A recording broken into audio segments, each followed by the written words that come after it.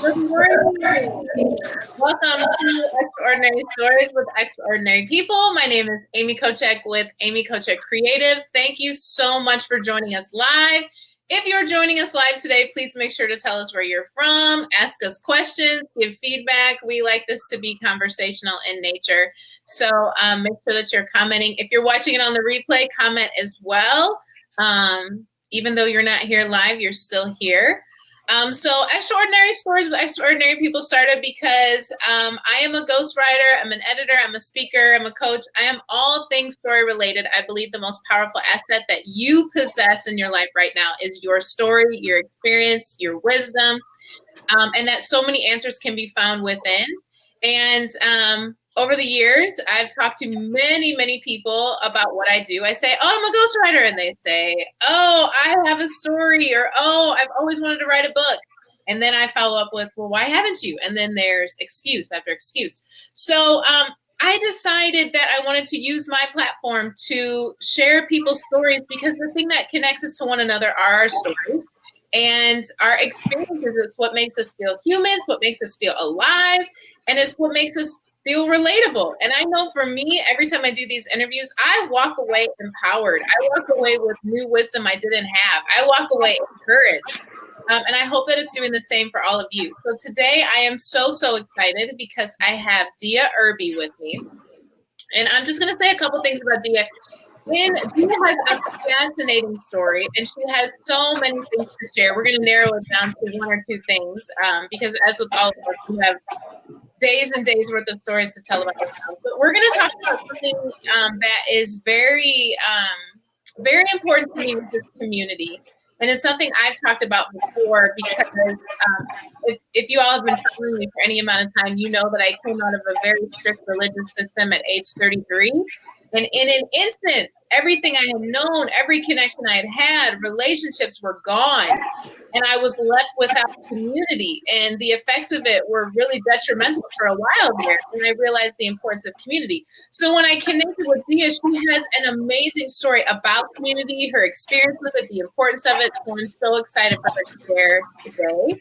So Dea, I want you to just start off, introduce yourself, tell us who you are, and any other bits of information about you want to share. Sure. First, thank you so much for this opportunity. I'm really excited, and I'm glad we connected, which is what it's all about. Yeah. I live in Durham, North Carolina with my husband, and only my husband now, that our 8 children are out of the house. Wow. Yeah. It took us 42 years to get to have an empty nest, and we're loving it. Mm-hmm. And we have 5 of our children are married, and we are expecting grandchild number 17. Wow. So I know what it means to build community in the home, for sure. And I like to speak, I like to write, and I like to network and meet people. Yeah. Love it. So that's okay. So set us up with the pivotal moment that we were talking about yesterday, and when you really realized the importance of community, or that shift in your life that took you from community to not having it. Well, the very first time I realized, see, I'm from a small Mississippi town. Love my hometown. You know, you're from a small town when you don't have to use your blinker because everybody knows where you're going, or you call the wrong number and they give you the right one. But it was my hometown, actually the home of the first case documented of autism, Donald Triplett. And everybody knew everybody and supported everybody. And I thought that's what everybody had. It was awesome. It was great. And then I got married, and we moved 13 hours away from anything and anybody I'd known. And Thanksgiving came up, and we didn't have the 33 relatives together. And when I would introduce myself, because I didn't know anybody in town, my husband had taken a job as a church planter. There were 7 people that wanted a church. So we moved to Central Florida. And I would say, hi, I'm Dea McCrory Irby. And they would go, so?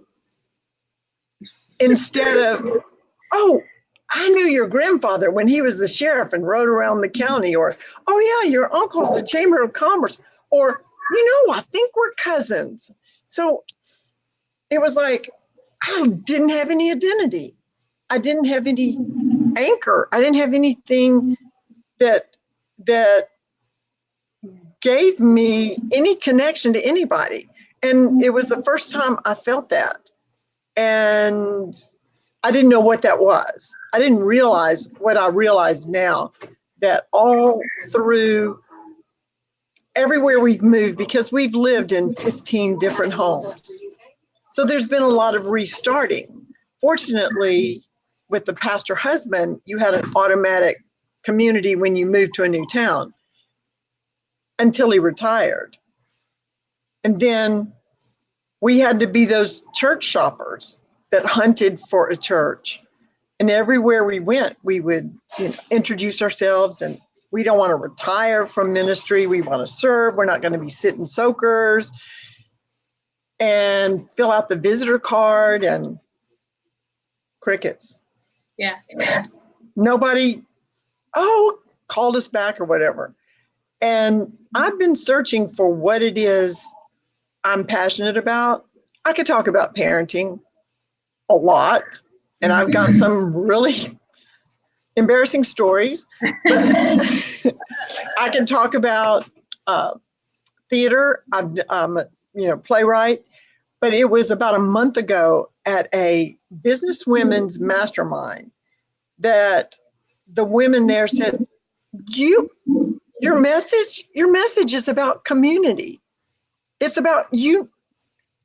It's about connecting people and being part of a community. And that resonated, because I realized everywhere I've been how important that is. And I started doing some research. And that's where I discovered the recent survey that 3 out of 4 people say that they have loneliness at some time in their life. And depression is big. And people need to be part of a community. And as I dug deeper into the message, I realized that community is not just, real community is not just being connected, it's being claimed. You can be collected alone. You can be in a room full of people and still not be connected and feel like you're invisible. Yeah. So many people walk around feeling invisible. And the being claimed, I realized the CLAIM each has a meaning. And when I've experienced being claimed, it's been real community.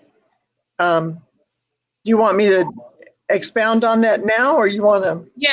Before we hit claim, take us to the moment, because you said some really powerful things, right? Like the idea of being in a room filled with people but still feeling alone, being a part of something but still not feeling claimed, like you said.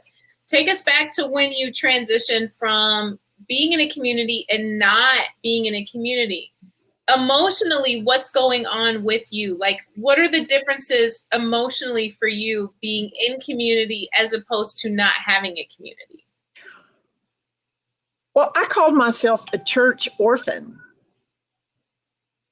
homeless.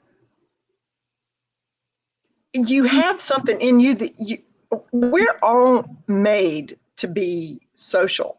Yeah. We all need to be connected. And it was feeling so unwanted, like discarded, like I didn't exist, like nobody cared. I'd gone from being the POW, preacher's old wife, to that, well, you can teach this and we'll ask you these questions too. You're nobody. Yeah. And it's a devastating feeling, because it's like the world is saying you have no worth. You're not important. You don't exist. You're invisible. And I know so many people feel like they're walking around and they're just invisible. People aren't recognizing their existence. And that was what I felt. I felt like an orphan, Yeah. homeless, unimportant. Do you feel like that had an impact on your overall identity? Did you feel like you lost an identity when you lost community? Totally. Because we're made to be in community, the community does give us identity. Why did people gather to gangs or sororities and fraternities? It's because of the identity that they gain from being a part of that community. So without a doubt, yeah. So how did you identity?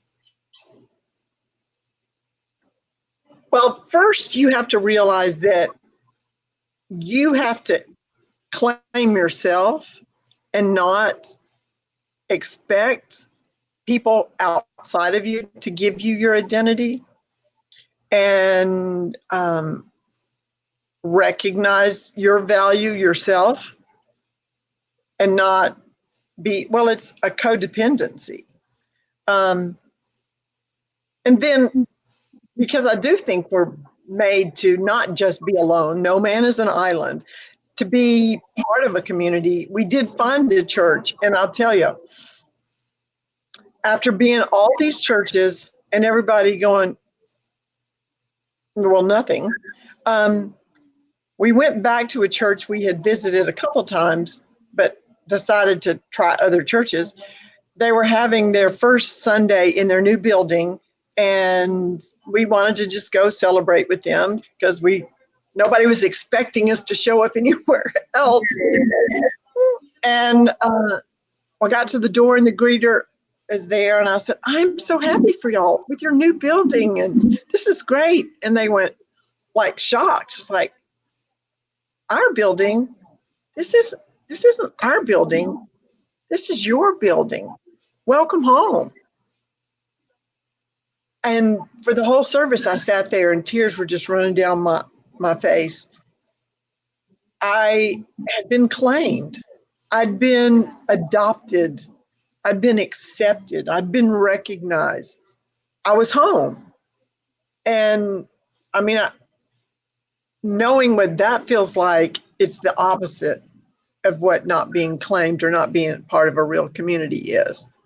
Can you dive a little deeper into that concept of claiming yourself first before you allow a community to claim you? Because I think that's a really powerful statement. What do you mean by that? Well, if you go through the word claim. Yeah, take us to the word claim first, and then we'll go to claiming yourself. How it applies to yourself. Yeah. Well, the C is for chosen. L is loved. A is acknowledged. I is invested in, and M is marked for greatness. So the C, chosen. For yourself personally, you choose to say, I am me, and I'm choosing who I am.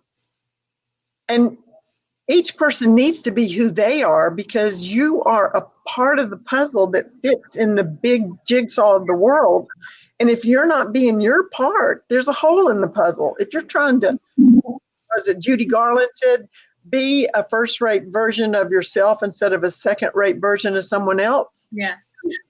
You can't be a first-rate version of somebody else. Only you can be who you are. And you are here in this time, in your place, for a purpose. So you choose to accept that. And then L is love. You love yourself and show yourself grace, and just self-love. I mean, you're supposed to love others as you love yourself, but if you're not loving yourself, then you can't love other people freely like you should. Yeah. A, acknowledge your strengths. acknowledge who you are and acknowledge your weaknesses and focus on your strengths, because if you're always focusing on your weaknesses and trying to make them better, they're only going to get mediocre. But if you focus on your strengths and become the best of those maybe top 3 strengths or 5 strengths, then that is, you're going to be more efficient with your time and become even better who you are. And the I is invest in self-care. You know, they tell you on the airplane, the parents are supposed to put the oxygen mask on first before the children. Is not because they're being selfish, it's because the best way to serve other people is to take care of yourself first. So invest in yourself, exercise, eat right, take a nap. I took a nap yesterday. What? Nap. And, but I conked out. And M, mark for greatness. Recognize, like I've already said, that you are a special person with a specific purpose. And I'm sure you can draw out that special purpose when you talk to somebody about their story. But we are all here with our particular, I mean, we're only like, there's only 1 in 3 billion. I don't remember I'm not good with numbers.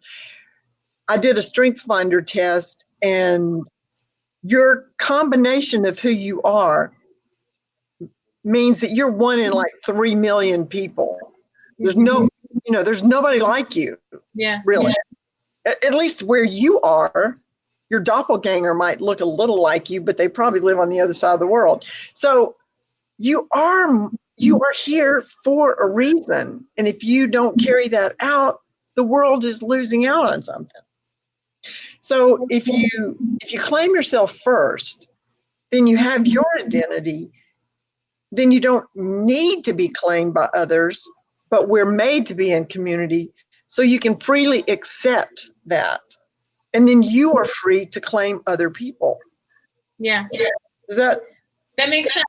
So once I'm claiming myself, once I've claimed myself, and now I'm in search of community, because like you said, we're made for community, we're made for human connection. It's something that makes us more alive. It's something that, that's essential.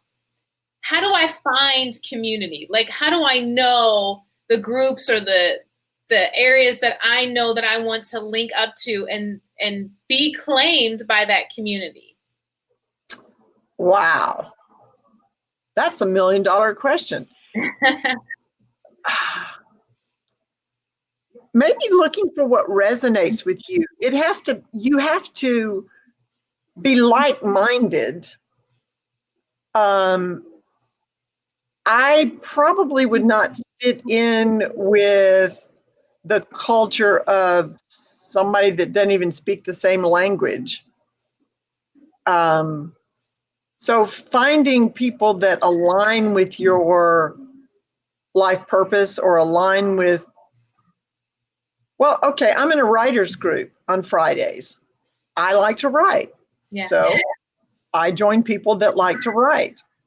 And it has to be somewhere the L of the claim is loved, and that translates into a place where you can be yourself, be vulnerable, and not be judged. A place where you can find grace. And you mess up, and people there go, yeah, I mess up too, but we're in it together, and look how you did good. You did well, excuse me. So I would say it would be, if you know who you are and what matters to you, then you look for groups. You meet up, you can do meetup online and look for meetup groups. You can look for networking of other kinds. You can look in your profession. You can look, well, you need to be claimed in your own home. Yeah, I was just going to transition to that, because I know that you've done a lot with building community in your home, which I think sometimes goes well, that we skip over it, right? Because it's like it goes without saying. We think, yeah, of course, we're connected by blood, but I think building community is intentional, even in your home. So, what are ways that people can build community within their family, within their homes? Right. Well, I've got a saying: a house is where people are collected. A home is where people are claimed. Mm-hmm. Oh, if you go through the thing, if everybody in the family knows that you are, even if you just birth them, you choose to keep them, so they're chosen, and the environment is an environment of love where people are going to mess up, but you still have grace, and it's a learning opportunity. You acknowledge them by talking about their strengths and praising them for what they do well. And you can acknowledge weaknesses, but say, we're working on that. And the big one is the investing in. And time is what children recognize. Investing time in children. But you also invest your knowledge. If parenting is about mentoring the next generation, you're discipling them. You're transferring all the things that you've spent your life learning to them so that they can get a head start on where you started. And then mark for greatness, recognizing that each person in the family has an important part in the world that they were created to accomplish, and not necessarily that the parents, for the children's sake, that the parents decide. I mean, Yeah. parents aren't supposed to decide what a child is. You're just supposed to prepare them as you see their talents arise, prepare them to be able to use those. And maybe you want them to be a doctor and they want to be a poet. I don't know. They've got a message. So but getting them their character developed and helping them feel secure and claimed in their home so that they can be who they're supposed to be.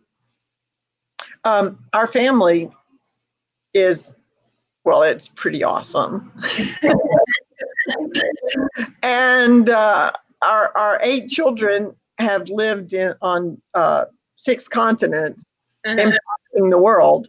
And when people meet us, they're kind of like, how, what?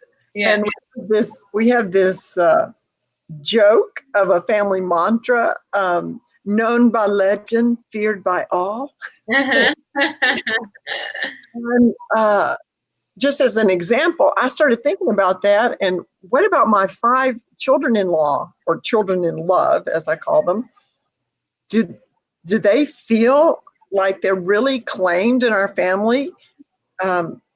And so what I did was, and I want to share the template to do this, I wrote a letter to each one of my in-law children and went through the CLAIM and told them I was glad they were chosen in our family and how much I love them. And I acknowledged the special things about them and how I appreciated them investing in my grandchildren and investing in my child. And I wanted to invest in them, and how they're marked for greatness with building a legacy, and got some really sweet response to that. But I don't know, I think they knew it already, and I mailed it. It was not an email. I wrote this, put it in an envelope, put a stamp on it.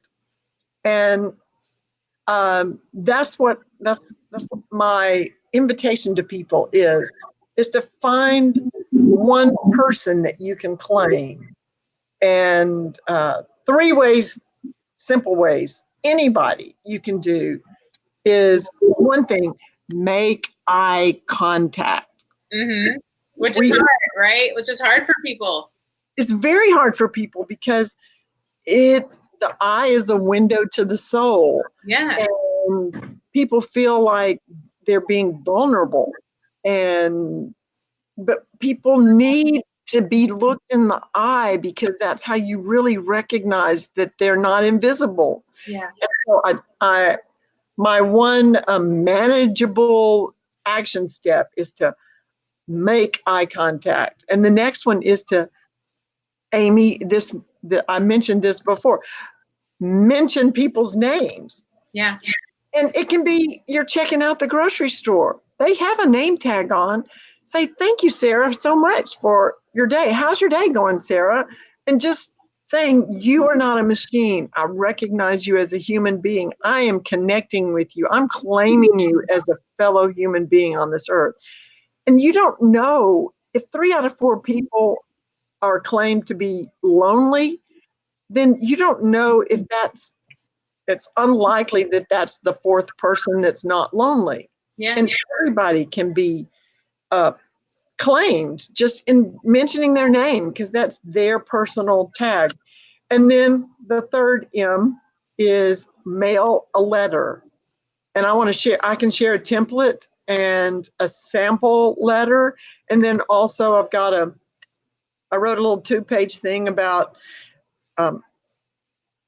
real community, building real community in the home.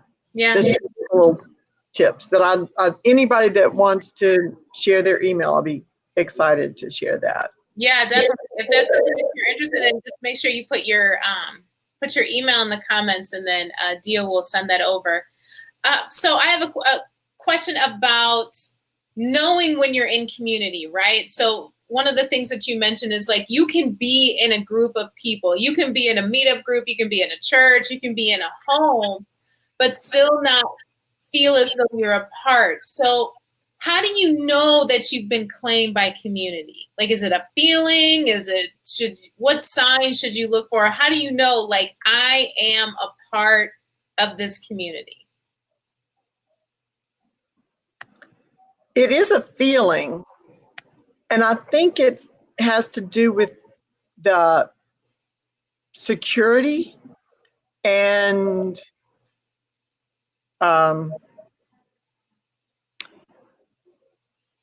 being free to be who you are. Yeah. Being authentic. Yeah. If you are authentic and able to be authentic, then you're in real community. Yeah. Because you're not having to put on a mask, because why do we put on a mask? We put on a mask because people aren't accepting what's behind the mask. Yeah. So because we want to be claimed, because we want to be part of a community, we put on a mask that will make people accept us. Mm-hmm. That's not accepting us, that's accepting our mask. So we want to be authentic. We want to be who we are. Yeah. I would say that, yeah, feeling like you can be authentic is how you know you're in real community. Yeah. So what's your major takeaway from this whole experience with community? Like, what's the one big lesson that you've learned in going through this experience of not having a community to having it, to then going through, understanding the importance of it? What's like the one big takeaway that you have from this experience? I want to address, I know it's a large thing, I want to address the worldwide problem of loneliness and help people see how they can claim people and be claimed. I mean, this has implications for people in charge of companies. Yeah. I mean, it costs so much for employee turnover, but if they could help their employees feel claimed, Mm-hmm. and you just go through the CLAIM, I spelled that right. Then they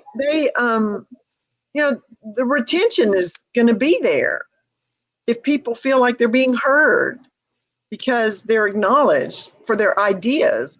In my research, I found that 2 of the top industries that have the largest turnover are grocery stores and fast foods.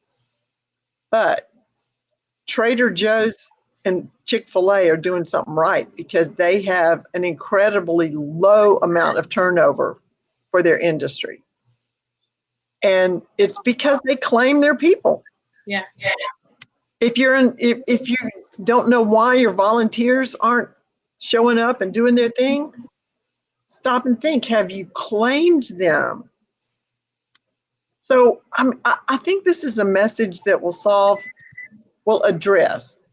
I won't be so bold as to say it will solve world peace. Right. It's a concept that will address loneliness and non-productivity on so many levels in every aspect, because wherever we go, there we are. Yeah. We're people. And this is what people need. People need real community, Yeah. not gathered alone. Yeah. Okay, so one more question, then I'm going to let you talk directly because I know you have a request of anyone that's watching. So before we hit that, we'll end out with that. One more thing. I want you to address the people who are watching either live now or who are watching in the replay.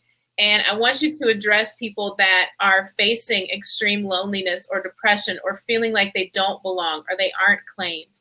What's some encouragement you can give them or a piece of advice that you can give them to help them cope with these feelings that they're having right now? First, I want to say that you are important. You wouldn't be here if you didn't have a purpose. You were created in love for a purpose. And you just hang in there, reach out to someone, look for someone that you can feel safe with, and acknowledge your loneliness and depression. Reach out. There is someone in your life near you that would love to help you. And reach out to me. I'll acknowledge you. Yeah. You are important. You're here for a reason. Yeah, that's awesome. Okay, go ahead. I want you to send out your request to the people who are watching and let them know what you need from them. Okay, I'm at the beginning of writing a book called Claimed. And I want to expound on this concept. And if this message resonated with you, either way, if you feel you're not claimed and you feel free to share that story, a particular story, or how you're feeling, I want to collect that story. If you feel very claimed and you have a story about that, I want to collect that story as well, because I'd like to, with your permission, use those as case studies in the book. Yes, this is true because this message resonates and they understand it. So if you are willing to share that with me, I would be so happy to receive it and respond to you. And if it fits in, hopefully maybe I'll have a 1,000-page document. No. Anyway, I would appreciate that. So that's and make eye contact, mention names, and mail a letter. Yeah. Love it. Okay, Dea, thank you so much for joining us today. I'm going to put your email address in the comments, so people who are wanting to reach out to you or have a story, can they do that via email? Just reach out. Please. Okay. Please, yeah. Perfect. Yeah. So I'll put your email in the comments. So if you have a specific story about not being claimed or not having a community and the effects that that's had on you, contact Dea. If you have an amazing story of saying I'm in community and it's working and I love it, that's also something that she's looking for. So I'm going to put your email in the comments. Thank you so much, Dea, for your time, for your wisdom. This has been amazing, amazing. And once again, like I say in almost every interview, sometimes I forget, the purpose of these is to connection. So connect to Dea.